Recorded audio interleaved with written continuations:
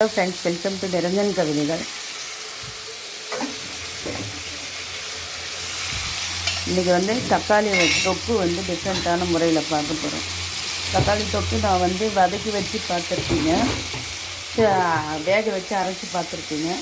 இப்போ இந்த தக்காளி தொக்கு வதக்கி அரைச்சி செய்ய போகிறோம். வதக்கி அரைச்சி கொஞ்சமாக வெங்காயம் வதக்கி செய்ய போகிறோம். இப்போ இந்த தக்காளி வதங்க தேவையான உப்பு போட்டு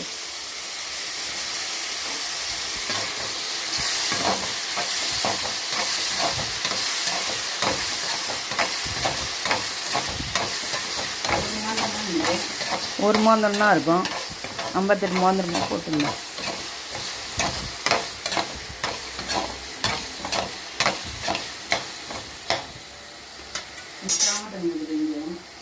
இப்போ பாருங்க, நம்ம தக்காளி குழம்புக்கு தேவையான வெங்காயம் பூண்டு எல்லாம் போட்டு வதக்கிட்டு இருக்கேன்.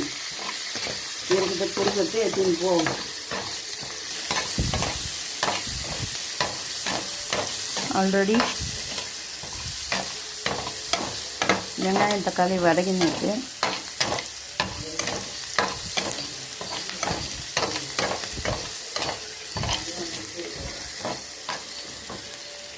இப்போ நம்ம தக்காளி தொக்குக்கு தேவையான தக்காளி சேர்த்து வதக்கியிருக்கோம். இப்போ அரைச்சி விட்ட தக்காளியும் சேர்த்துட்டோம்.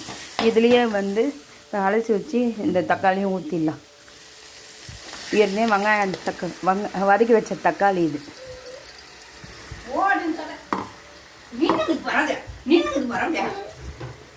வதக்கி வச்ச தக்காளி